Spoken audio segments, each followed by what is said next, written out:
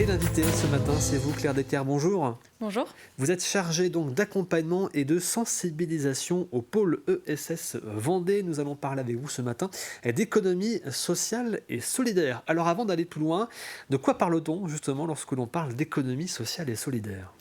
Alors, pour être très concrète, l'économie sociale et solidaire, c'est une association sportive ou culturelle, une épicerie ou banque coopérative, une assurance mutualiste ou encore une entreprise d'insertion.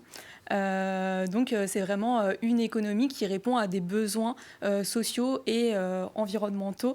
euh, et qui replace l'humain au cœur des projets en respectant les principes de démocratie et de lucrativité limitée.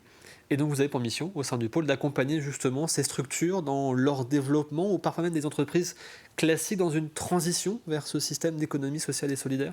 Tout à fait. Une des premières missions du pôle ESS Vendée, c'est d'appuyer, d'outiller et d'accompagner les structures de l'économie sociale et solidaire et toute personne voulant créer une activité qui s'inscrit dans ce cadre.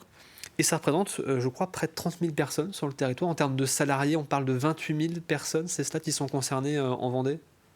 Oui, du coup, ça représente 12,8% de l'emploi total en Vendée. Ce qui commence du coup à être assez conséquent, même si le développement est loin d'être terminé, j'imagine. Oui, alors c'est déjà nettement plus élevé que la moyenne au niveau national qui est de 10,5. Donc effectivement, en Vendée, on est enfin, les Pays de Loire sont une région où l'économie sociale et solidaire est bien développée. Alors justement, si on est un dirigeant d'entreprise, qu'on veut changer un petit peu de mode de gouvernance, se tourner vers ce système, comment fait-on? On vient vous voir tout simplement en disant voilà, j'ai envie de me tourner vers une économie sociale et solidaire. Comment je fais? Comment je réussis cette transition avec l'ensemble de mon équipe?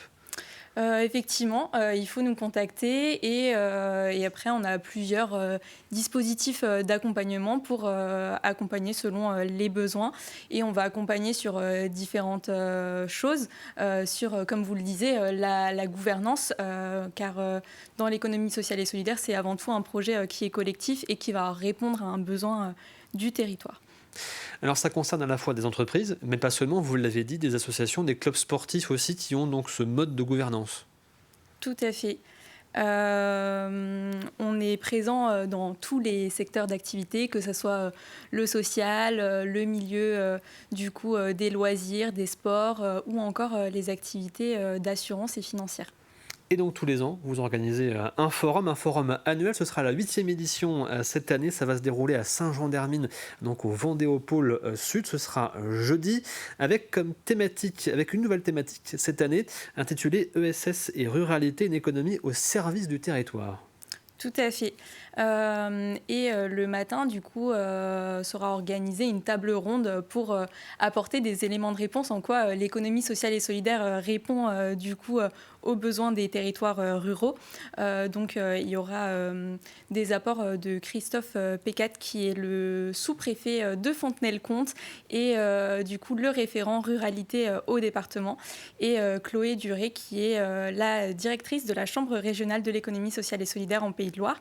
Et ça sera rythmé avec différents témoignages d'initiatives locales pour montrer comment concrètement on répond à ces enjeux-là qui peuvent être l'habitat, la jeunesse, l'isolement senior ou encore l'insertion par le travail. Et aussi casser certains préjugés que l'on peut avoir justement sur l'économie sociale et solidaire. Ce sera l'une des thématiques aussi abordées durant la journée. Tout à fait. L'après-midi, on abordera plusieurs thématiques courant des ateliers et il peut y avoir souvent des préjugés comme quoi l'économie sociale et solidaire est subventionnée. On le remarque, hein, les subventions sont en baisse de plus en plus. Durant ces 15 dernières années, on a écopé d'une baisse de 40% des subventions et du coup l'économie ne cesse de se réinventer, de devoir répondre à ces enjeux, d'hybrider les modèles économiques tout en continuant de répondre aux besoins sociaux qui sont grandissants sur les territoires. Vous parlez du financement et des baisses de subventions. J'imagine que vous avez aussi une part d'inquiétude vu le contexte actuel et que la situation risque de ne pas s'améliorer sur l'accompagnement public. Tout à fait. Comme je le disais juste avant, du coup, en 15 ans, c'est 40% de baisse des subventions, ce qui n'est pas anodin et on continue de devoir réinventer les modèles économiques tout en faisant face du coup à des besoins sociaux qui sont grandissants sur des sujets que ce soit l'accessibilité à des services publics, à l'alimentation, l'isolement social. C'est des sujets assez variés qui nous touchent tous. Et on voit que des entreprises s'ouvrent de plus en plus à cette économie sociale et solidaire. J'ai vu le témoignage d'un chef d'entreprise qui a ouvert des postes pour des gens qui étaient en difficulté, en recherche d'emploi, sur des petites missions, voilà, pour leur permettre, voilà, de se réinsérer dans la société. C'est aussi des solutions que vous proposez, en tout cas que vous voulez développer sur le territoire? Effectivement, une des solutions est l'insertion par l'activité économique. Et donc ce forum, 8e édition, donc il se déroulera, on le disait, jeudi à Saint-Jean-d'Hermine, il est ouvert à toutes et à tous. Chacun peut venir, voilà, pour s'informer, se renseigner sur l'économie sociale et solidaire.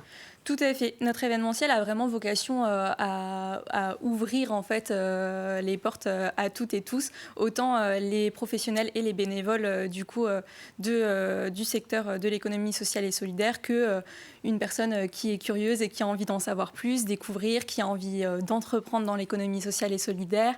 Ça peut être des personnes en recherche d'emploi, en reconversion, des entreprises, également des collectivités. Le public est assez varié. Et l'idée, c'est vraiment, c'est aussi une des missions du pôle ESS Vendée de faire réseau et de permettre à tous les acteurs du territoire de se rencontrer. Dernière question, je reviens donc sur le pôle en tant que tel. Vous n'êtes pas seul au sein de ce pôle, bien évidemment, et toute une équipe qui est là justement pour accompagner, comme vous l'avez dit, notamment les porteurs de projets.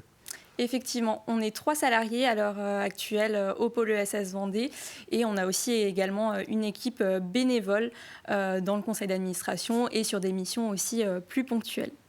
Merci beaucoup Claire Decker d'avoir été avec nous ce matin. Je rappelle donc chargée d'accompagnement et de sensibilisation au pôle ESS Vendée. Et donc pour rappel, le forum 8e édition, c'est donc jeudi.